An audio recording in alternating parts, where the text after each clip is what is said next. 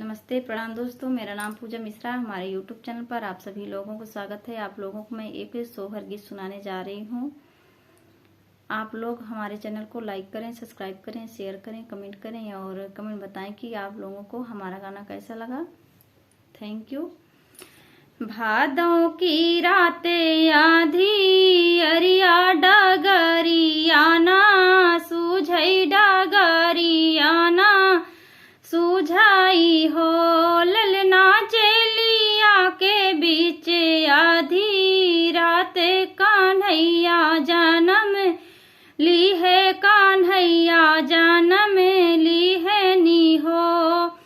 देवकी मागन माने भैली लालन मुख चूमई लालन मुख चूमई हो। ललना देखी देखी मुहनी मूरतिया नयन जल बरसई नयन जल बरसाई हो।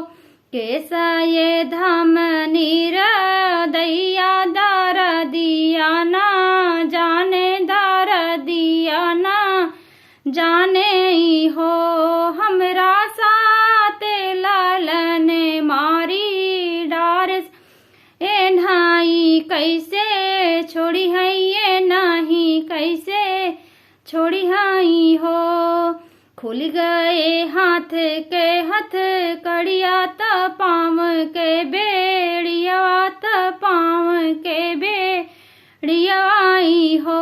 ललना खुली गए बजर के वड़वा पहाड़ू सब सोवई पहाड़ू सब सोवई हो।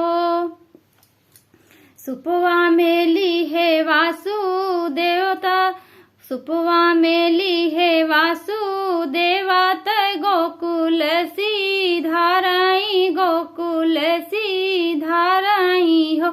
ललना गिरी आई काली बादरिया आगा में जल बरसई आगा में जल बरसाई हो।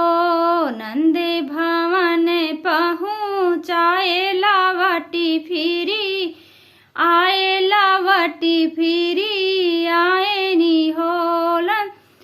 ललना बाजैला गैया नंदे बाधैया गावाही सखी सोहर गावाही सखी सोहरी हो।